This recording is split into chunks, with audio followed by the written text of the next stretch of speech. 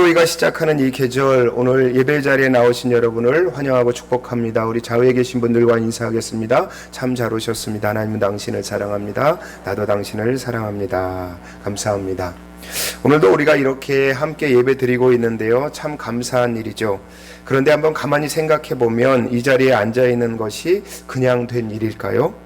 내가 내 발로 교회에 왔는데 무슨 말이냐 하실 수도 있어요.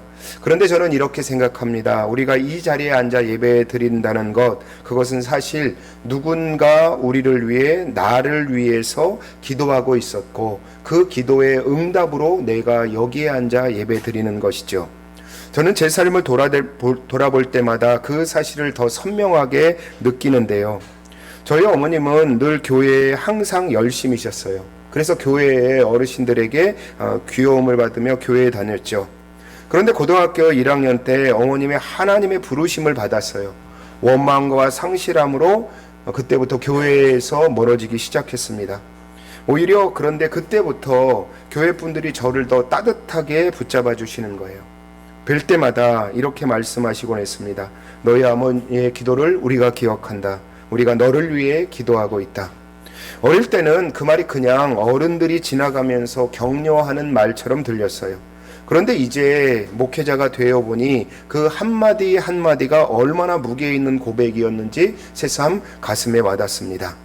어머님이 떠나신 그 빈자리를 그분들의 기도가 조용히 채워지고 있었던 거죠. 대학에 들어가서도 비슷한 일이 있었습니다. 1학년 때 학교 신문사에 들어갔는데요, 한 달쯤 지났을 때에 선배가 한번 불쑥 이러시는 거예요. 나 너를 위해서 기도하고 있다. 솔직히 처음에 그 말을 들었을 때 그냥 하는 말이겠지. 그런데 함께 지내다 보니까 진짜 그 말이 진짜더라고요. 그분이 정말 나를 위해서 기도해 주고 있는 거예요. 나중에 사실을 알게 되었을 때 처음으로 이런 생각이 들었어요. 내가 여기 온 것은 그냥 된 것이 아니구나. 누군가 나를 위해 기도하고 있었구나. 군대에 가서도 그랬습니다. 군 생활 중에 대순진리의 후임병 때문에 정말 힘든 시간을 보냈어요. 어디에도 기댈 곳이 없었고, 그리고 어디에도 하소연할 수 없었습니다. 그런데 그 하나님의 은혜로 그 시간을 무사히 버텨내고 제대할 수 있었습니다. 나중에 알고 보니 그때도 저를 위해 기도해 주신 분들이 있더라고요. 제가 전혀 모르는 사이에 제 이름을 불러가며 간절히 기도하고 있었던 겁니다. 그 기도가 저를 지켜주고 있었던 거죠. 어머님을 잃은 자리에서도, 대학의 선배의 기도 한마디에서도, 군대의 힘든 시간에서도, 말씀드리지 못한 사역의 크고 작은 순간들 속에서도 지금 이 자리 서기까지 돌아보면 언제나 누군가의 기도가 먼저 있었습니다. 제가 몰랐을 뿐이죠. 여러분, 여기 계신 것 자체가 여러분은 이미 기도의 응답의 사람이기 때문에 이 자리에 앉아 있는 겁니다. 누군가의 기도가, 어머니의 기도가, 누군가의 기도가 오늘의 나를 만들었고 오늘 우리를 이 자리에 오게 한 거죠. 오늘 말씀 사도행전 12장에 보면 바로 그런 이야기가 나옵니다. 누군가의 간절한 기도가 한 사람을 살려내는 이야기입니다. 오늘 보면 사도행전 12장의 배경은 예수님의 부활과 성령 강림 이후의 일입니다. 당시 초대교회는 정말 놀라운 속도로 성장하고 있었습니다. 마가의 다락방에서 성령이 임한 후에 하루에 3,000명, 5,000명 폭발적인 부흥이 일어났습니다. 예루살렘을 중심으로 복음이 퍼져나가고 교회마다 사람들이 모여들었어요. 그런데 교회가 커질수록 이를 곱게 보지 않는 사람들도 생겨났습니다. 그 대표적인 인물이 당시 왕이었던 헤롯 아그리파 1세입니다. 이 사람이 어떤 사람이냐 하면 겉으로는 유대인의 정통을 누구보다도 열심히 지키는 척했어요. 절기마다 성전에 나타나고 율법을 따르는 모습을 보이면서 유대인들의 마음을 샀습니다. 그런데 속을 들여다보면 철저하게 자기 권력을 위해서 움직이는 사람이었어요. 세상의 권력이 늘 그렇지 않습니까? 표를 얻기 위해, 사람들의 환심을 사기 위해, 자기 권력을 지키기 위해 사람들을 희생을 시키고 교회를 희생시키고 신앙을 가진 사람들을 희생양으로 삼는 일이 역사 속에서 반복되어 왔습니다. 헤롯도 마찬가지였어요. 유대인들이 기독교인들을 싫어하니까 기독교인들을 탄압하는 것으로 유대인들의 환심을 사려 한 것입니다. 그 첫 번째 희생자가 누구입니까? 바로 야고보 사도였습니다. 그런데 여러분, 이 야고보의 순교가 성경에 얼마나 짧게 기록되어 있는지 여러분 아시죠? 딱 한 줄로 기록되어 있습니다. 요한의 형제 야고보를 칼로 죽이니. 그게 전부입니다. 예수님과 함께 변화산에 오르고 겟세마네 동산에서 함께 무릎을 꿇었던 그 야고보가 이름 석자조차도 제대로 남기지 못한 채 세상에서 살아버리고 만 거예요. 왜 이렇게 짧게 기록되었을까요? 성경학자들은요, 아그리빠가 공식적인 절차도 없이 아주 조용하게 암암리에 처리했기 때문에 그렇다라고 분석합니다. 권력자가 마음만 먹으면 한 사람의 죽음도 이렇게 흔적 없이 지워질 수 있다는 거죠. 그리고 야고보가 죽은 지 얼마 되지 않아서 이번에는 베드로마저 감옥에 갇히게 됩니다. 야고보가 죽는 것을 눈앞에서 본 성도들은 이미 알고 있었어요. 무엇을 알고 있었습니까? 베드로도 야고보와 같은 길을 걷게 될 것이다 라는 것을 알고 있었습니다. 그나마 이들에게는 시간이 좀 있었습니다. 그때가 언제냐면 6월절 절기였습니다. 6월절부터 7일 동안 무교조일이라는 기간이 이루어지겠는데요. 이때는 형 집행이 잠시 중단되는 것이 관례였습니다. 그 말은 무슨 말이에요? 곧 명절이 끝나는 순간 베드로도 처형된다는 뜻입니다. 이제 시간이 없어요. 여러분, 이 상황을 한번 그려보세요. 야고보는 이미 죽었습니다. 베드로는 지금 감옥에서 처형을 기다리고 있습니다. 믿고 의지했던 사도들이 한 사람씩 한 사람씩 그 눈에서 사라져 버리는 거예요. 예수님은 부활하셨지만 지금 눈앞에 계시지 않지요. 어디에도 기댈 데가 없는 겁니다. 이제 다음은 누구지? 그러면 우리는 이제 어떡하지? 우리는 이제 정말 끝나는 걸까? 공포와 두려움이 온 교회를 뒤덮고 있었을 것입니다. 인간적으로 보면 모든 것이 끝난 것처럼 보이는 순간이었어요. 그런데 바로 그때 예루살렘 성도들이 한 가지 일을 했습니다. 그게 뭐였을까요? 무기를 들었을까요? 왕에게 탄원서를 냈을까요? 아니죠. 그들이 한 일은 딱 하나, 모이는 것, 그리고 기도하는 것이었습니다. 그런데 여러분, 이 이야기가, 이 말씀이 2000년 전 예루살렘 교회만의 이야기일까요? 우리도 살다 보면요, 이런 순간을 만나게 되잖아요. 믿음으로 살다려고 해도 상황이 나아지지 않고 기도해도 하늘이 막힌 것 같고 어디에도 기댈 것 없는 그런 막막한 순간이 우리 가운데 찾아오게 됩니다. 예루살렘 교회 교인들도 바로 그 자리에 서 있는 것입니다. 그럼에도 불구하고 그들이 포기하지 않은 것이 있어요. 뭐였죠? 모이는 것을 포기하지 않았습니다. 그리고 모여서 뭐 했을까요? 기도했습니다. 그렇다면 그들이 기도하던 그 상황이 얼마나 절망적이었을까요? 당시 베드로가 갇혀 있는 감옥 안을 들여다보면 더 잘 느껴집니다. 오늘 말씀을 읽어보니까 베드로의 양손에 무엇이 채워져 있다고 하죠? 쇠고랑이 채워져 있습니다. 그런데 베드로의 양쪽에 경비병이 양쪽에 서 있는 거예요. 그리고 그 쇠고랑을 요즘 말로 얘기하면 수갑을요, 베드로 양손에 채우고 오른손에 채운 수갑을 누가 차고 있는 거예요? 경비병이 차고 있는 겁니다. 그럼 베드로의 왼손엔 뭐가 채워져 있어요? 수갑이 채워져 있잖아요. 그럼 왼손에 있는 수갑을 또 누가 채워진 거예요? 경비병이 차고 있는 겁니다. 베드로를 가운데 놓고 양쪽에서 베드로의 양손에 수갑을 경비병들이 채워서 베드로를 지켜보고 있는 것입니다. 거기에다가요, 감옥 바깥에는 다른 경비조가 겹겹이 배치되어 있으니 이건 도저히 사람의 힘으로는 도무지 어찌할 수 없는 상황이죠.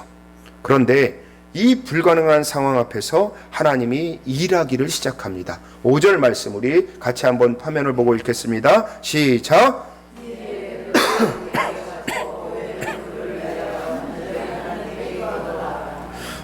성도들이 뭘 하고 있습니까? 그를 위하여 간절히 하나님께 기도하더라라고 이야기했습니다.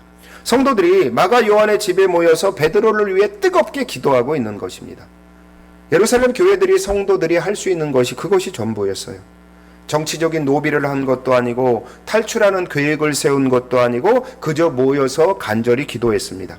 그런데 더 재미있는 것은요, 재밌다고 말씀드리니까 진짜 재미있는 것은 아니고요. 그런데 성도들이 그렇게 뜨겁게 기도하는 그 시간에 정작 감옥에 갇혀 있는 베드로는 무엇을 하고 있었죠?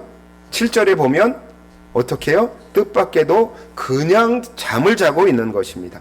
심지어요, 잠이 얼마나 달콤하게 들었는지 천사가 옆구리를 쳐서 깨울 만큼 깊이 잠이 들어 있습니다. 아니 근데 여러분, 내일이면 처형될 사람이 그렇게 어떻게 잠이 들 수 있을까요? 두려움이 없어서 그런 걸까요? 아니죠. 베드로는 이미 자기 생사를 주님께 맡겨버렸기 때문에, 하나님께서 깨어 계시니까 내가 잘 수 있는 거죠. 이것이 진짜 믿음의 평안입니다. 우리의 삶도 마찬가지입니다. 내 삶을 보면 내가 어떻게 그 상황을 보고 다리 편하게 뻗고 잠잘 수 있을까? 내 삶의 문제를 보고 내가 어떻게 편하게 밥 먹을 수 있을까? 라고 그렇게 생각할 수 있어요. 근데 여러분, 하나님은요, 졸지도 않고 주무시지도 않고 우리를 지켜주십니다. 그 하나님이 우리를 지켜주시니까 베드로가 지금 발 뻗고 푹 자고 있는 것입니다. 천사가 호련히 나타나서 캄캄한 감옥 안에 갑자기 광채가 빛납니다. 그리고 양손에 채워져 있던 쇠사슬이 저절로 툭 하고 벗겨나갑니다. 경비병과 연결된 그 무거운 쇠사랑이 아무도 손대지 않았는데 그냥 풀려난 거예요. 첫 번째 파수문이 열립니다. 두 번째 파수문도 열렸습니다. 그리고 성 전체로 이어지는 커다란 천문마저 스스로 자동문처럼 쓱 열려버린 것입니다. 겹겹이 막혀있던 문들이 하나씩 열리면서 베드로는 감옥 밖으로 걸어 나오죠. 그런데 베드로는 이게 꿈인지 생시인지 분간 못했다고 성경은 기록하고 있습니다. 천사를 따라 감옥에 나오면서도 이게 진짜인가 환상인가 나를 좀 꼬집어봐, 멍한 상태로 걸어 나왔다는 겁니다.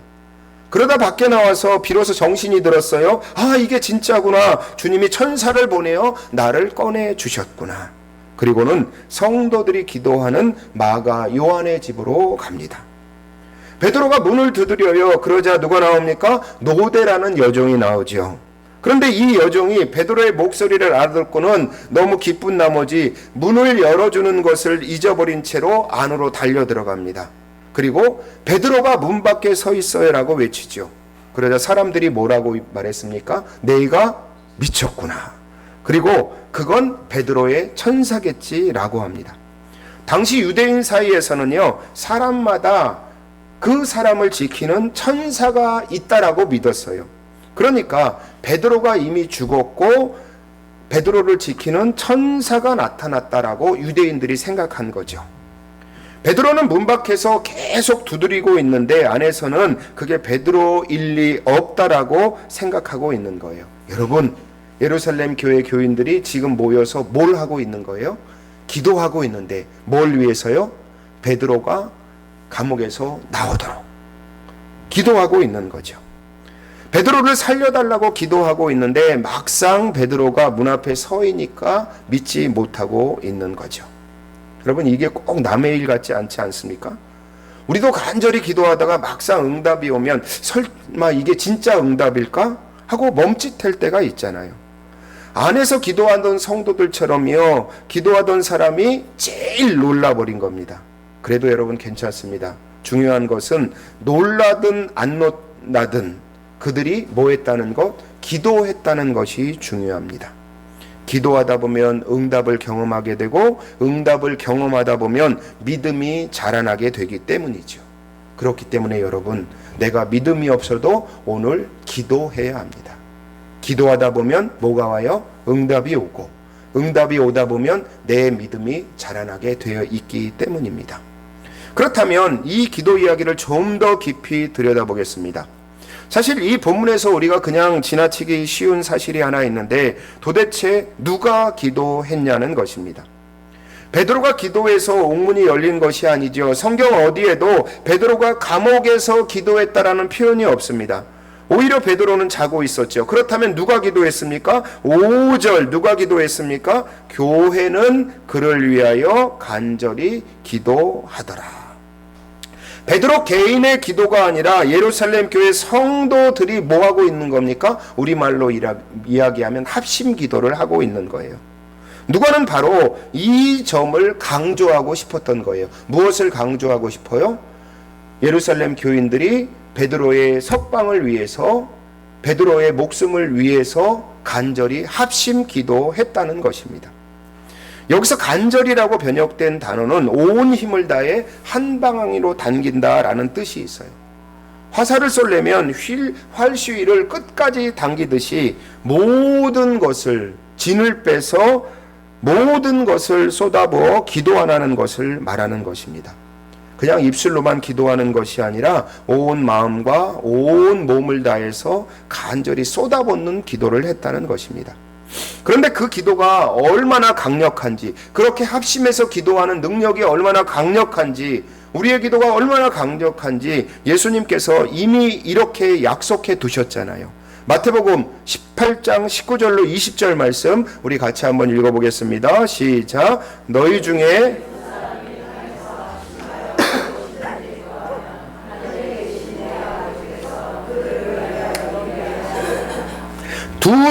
두 사람만 모여도 역사하신다는 거예요. 그 약속이 마가 요한의 집에서 그대로 이루어진 것입니다. 여기서 또 하나 눈여볼 것이 있어요. 베드로가 감옥에서 풀려날 때가 언제였냐는 것입니다. 6절에 보면 헤롯이 잡아 내려가기 전날 밤이다라고 이야기합니다. 이건 무슨 의미냐면 이제 처형당하기 전날 밤이라는 거예요. 이 밤만 지나면 베드로가 교수대의 이슬로 사라진다는 것입니다. 더 이상 물러날 곳이 없는 거죠. 막다른 순간입니다. 그런데 이 막다른 순간에 응답이 온 겁니다. 하나님은 이렇게 일하시죠. 우리 눈에는 너무 늦은 것처럼 보여요. 이제는 모든 것이 다 끝났다라고 생각합니다. 그러나 하나님은 그 순간 하나님은 쉬지 않으시고 움직이고 계신 것이죠. 그러니 여러분, 이 말씀을 보고 우리가 깨닫는 것은 무엇입니까? 우리가 수십 년을 기도하다가 이제 기도를 포기해야 되겠다라고 그렇게 생각되는 것 있죠? 기도가 포기하고 싶을 때 바로 그 순간이 사실 응답이 가장 가까이 와 있을 때일 수 있다는 것입니다. 그런데 여기서 여러분 이런 생각이 드시는 분이 있을 겁니다. 그럼 야고보를 위해서 기도는 안 했나? 야고보는 죽고 베드로는 살았는데 어떤 기도는 들어주시고 어떤 기도는 들어주시지 않았지? 라고 그렇게 생각할 수도 있습니다. 그런데 여러분, 하나님은 어떤 사람에게는 야고보처럼 짧고 강렬한 삶을 통해서 복음을 증거하시기도 하시고 어떤 사람에게는 베드로처럼 더 긴 시간 동안 복음을 전하기도 하신다는 거예요. 하나님 입장에서 보면 야고보도 귀하고 베드로도 귀하다는 거예요. 짧은 순간도 귀하고 긴 순간도 귀하다는 거예요. 이 둘이 하나님이 쓰시는 방식이라는 것입니다. 결국 야고보가 일찍 순교한 것이 기도 응답이 안 된 것이 아니라 하나님이 야고보를 쓰시는 방식이라는 거예요. 그리고 베드로도 나중에 로마에서 십자가에 거꾸로 매달려 순교를 하잖아요. 결국 둘 다 복음을 위해서 자기 생명을 드린 것입니다. 하나님의 뜻은 우리가 다 헤아릴 수 없지요. 그러나 한 가지 분명한 것이 있습니다. 야고보의 순교도 베드로의 기적적인 석방도 그 모든 것이 하나님의 손 안에 있다는 것입니다. 그리고 그 하나님의 손이 움직이게 한 것은 무엇이에요? 바로 성도들의 합심 기도였다는 것입니다. 전도서 4장 12절에 이렇게 말씀하는데요. 우리 같이 한번 읽어볼까요? 전도서 4장 12절 시작.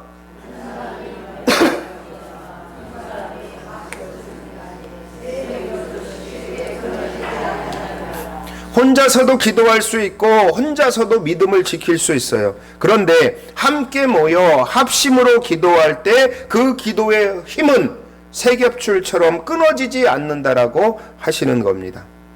마치 전쟁터에서 싸우는 군사와 뒤에서 기도하는 사람이 따로따로 있는 것 같지만 실제로 하나로 연결되어 있다는 거죠.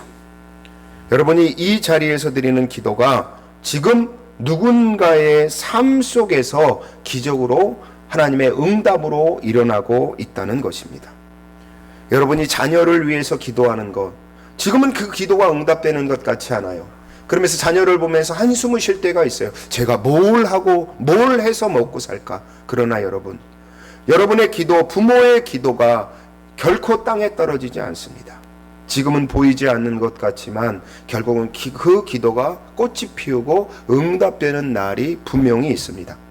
그럼 여러분, 우리가 해야 되는 것은 뭐예요? 쉬지 않고 답답하지만 그래도 자리에 와서 기도해야 한다는 것입니다.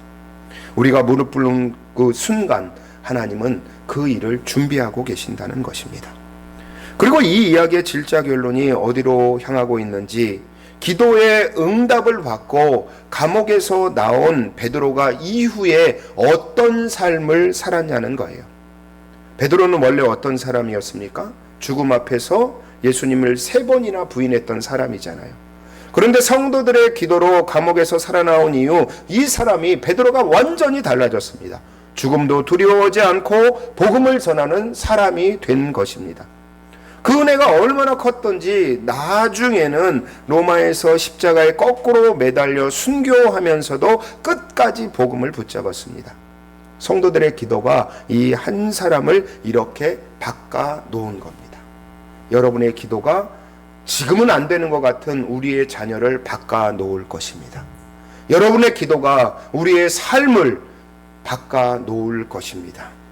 그리고 한 사람이 수천 명의 영혼을 살리는 일로 이어졌습니다. 우리의 합심 기도가 얼마나 큰 일을 할 수 있는지 이 말씀이 우리에게 선명하게 보여주고 있는 거죠. 설교 도입부에 군대 이야기를 잠깐 드렸는데 그 이야기를 좀 더 해보겠습니다. 저희 부대에 트럼펫을 부는 후임병이 하나 들어왔어요. 전입을 오면 선임이 짐 정리를 해주거든요. 그런데 이제 군장을 열어보니까 손으로 정성스럽게 이제 색깔, 색연필을 써서 직접 만든 책자가 들어있는 거예요. 2권의 책자가 들어있더라고요. 펼쳐보니까요, 이 화투의 진리가 있대서 화투를 오묘한 진리로 해석해 놓은, 색깔을 칠해가면서 화투를 세상에 뜻을 화투로 설명해 놓은 내용이 있더라고요. 그리고 다른 책을 보니까 구천상제 이런 내용들이 빼곡하게 필사되어 있는 겁니다. 대순 진리에 관한 내용입니다. 그런데 이 후임병이 부대 안에서 이상한 일들을 하기 시작합니다. 이상한 말들을 하기 시작해요. 야간 우리 부대에 초소가 한 군데에 밤이 되면 초소를 하나 지켰는데요. 야간 초소를 근무하고 나면 같이 근무를 선 병사들에게 이렇게 이야기하는 겁니다. 죽은 군대 귀신을 봤다. 그러면서 동기들에게, 후임병들에게 이러는 겁니다. 너는 용왕의 아들이다. 너는 누구의 아들이다. 그러면서 선임들의 손금을 봐주는 거예요. 그리고 과거에 어땠고 미래에 어땠다라고 그런 이야기를 하는 거예요. 그러다 보니 선임들이 재미있으니까 그 후임병의 인기가 높아집니다. 그런데 일이 점점점 커지는 거예요. 어느 날 우리 부대 대장님의 늦둥이가 하나 있는데요. 그 아들 이야기를 꺼내더니 조상께 치성을 드리지 않으면 그 아이가 죽는다고 했다는 겁니다. 결국 대장님은요, 후임병을 데리고 이 대순진리의 본부가 여주에 있나 봐요. 여주까지 데리고 가서 100만 원을 내고 그 조상께 치성을 드리고 왔다라고 이야기하시더라고요. 나중에 알고 보니까요, 이 7대3으로 나눈대요. 후임병이 30만 원을 받는 거죠. 대장님이 저를 부르셔서 이 사실을 말씀하시고 그 후임병의 활동을 막으려고 하셨습니다. 이 후임병에게 매주 면회를 왔는데요. 누가 왔냐면 대순진리의 본부에서 이제 사람들이 와서 면회를 하는 겁니다. 그런데 이 면회를 막으니까, 대순진리의 사람을 만나지 못하도록 막으니까요, 그게 화근이 된 겁니다.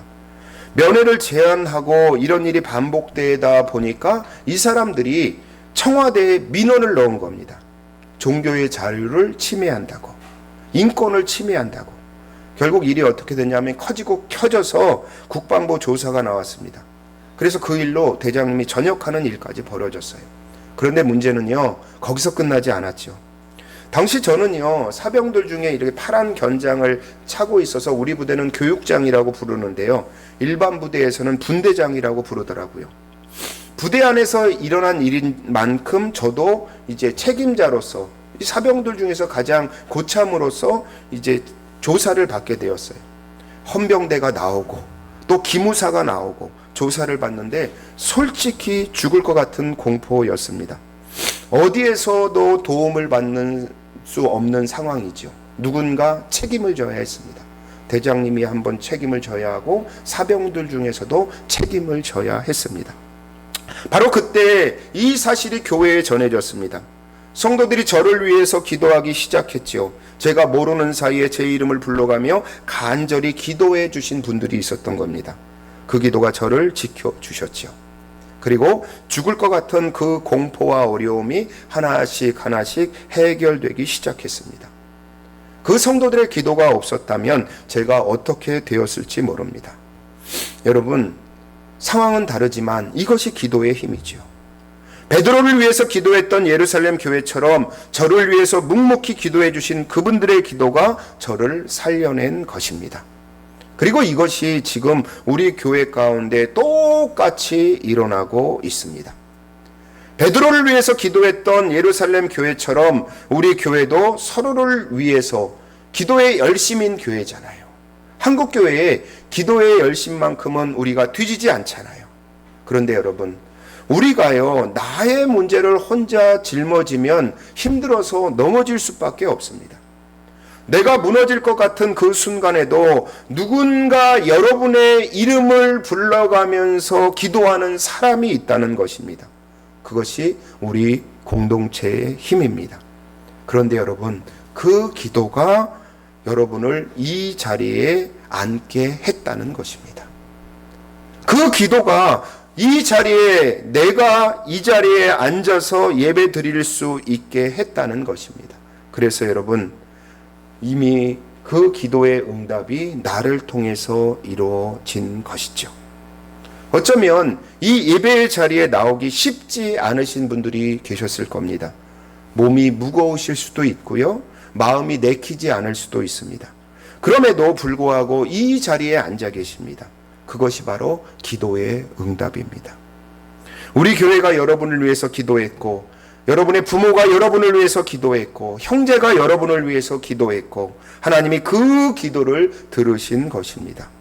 지금 이 순간에도 누군가의 간절한 기도가 여러분을 이 자리로 이끌어 왔다는 것입니다. 사랑하는 여러분, 누군가의 기도가 나를 이 자리로 이끌어 왔다면 나는 무엇일까요? 기도의 응답의 결과입니다. 나는 어떤 사람일까요? 기도의 응답의 사람입니다. 그렇다면 이제는 내가 기도할 차례입니다. 누군가 나를 위해 기도했던 것처럼 이제 내가 누군가를 위해서 기도해야 합니다. 베드로를 위해서 기도했던 그 성도들, 특별한 사람들이 아니잖아요. 그들이 한 일이 뭐예요? 그저 모였습니다. 그저 모여서 기도했습니다. 그들이 모여서 기도하다가 지칠 때가 없었을까요? 그렇지 않습니다. 응답에 보이지 않아서 낙심될 때도 있었을 것입니다. 그래도 그들은 모였고, 그래도 그들은 기도했습니다. 바로 그래도가 기적을 만들어낸 것입니다. 여러분, 하나님의 응답은 반드시 오게 되어 있습니다. 지금 말씀을 보니까 하나님의 응답이 언제 왔어요? 베드로가 처형되기 전날 밤에 그 응답이 왔습니다. 베드로가 이제 죽기 그 전날 밤에 쇠사슬이 끊기고 천문이 열리는 것처럼 우리 눈에 가장 늦은 것 같은 바로 그 순간이 바로 응답이 가장 가까이 왔다는 증거입니다. 그러니 여러분, 포기하고 싶어도 포기하지 마십시오. 하나님의 은혜의 때가 바로 우리 앞에 와 있기 때문입니다. 지금 몸이 아픈 분이 계시죠. 마음이 무거우신 분들도 있을 것입니다. 가정 가운데 어려움을 겪고 계신 분도 계실 것입니다. 하나님은 우리 한 사람 한 사람의 이름을, 형편을 모두 다 알고 계십니다. 그러니 우리가 해야 할 건 무엇입니까? 함께 모이는 거예요. 그리고 내가 기도하지 못해도 그 기도의 자리로 들어가 함께 기도하는 것입니다. 그럴 때 하나님의 놀라운 역사가, 오늘 베드로가 감옥에 나온 것처럼 그 놀라운 기적의 역사가 일어날 것입니다. 이 시간 우리가 함께 기도하겠습니다. 지금 몸이 아프신 분들을 위해서, 마음이 무너진 분들을 위해서, 가정 가운데 어려움을 겪고 계신 분들을 위해서, 자녀와 손자녀를 위해서, 그리고 우리 교회를 위해서 우리가 함께 이 시간 기도하겠습니다. 하나님은요, 우리 한 사람 한 사람의 이름을 모두 알고 계십니다. 지금 심어놓은 여러분의 기도가 반드시 하나님의 때에 꽃을 피울 줄 믿습니다. 기도하는 자에게 응답하시는 하나님, 그 하나님의 역사가 오늘 이 예배드리는 우리 모두의 삶 가운데 아름답게 펼쳐지기를 우리 구주 예수 그리스도의 이름으로 간절히 축원합니다. 이제 말씀을 붙잡고 기도할 때, 기도가 응답될 때까지 포기하지 않고 끝까지 기도하게 해달라고, 그리고 내가 이제 기도의 은혜를 입었고 누군가의 기도의 은혜를 받았다면 이제 나도 누군가를 위해서 기도하는, 기도를 흘려보낼 수 있는 사람이 되게 해달라고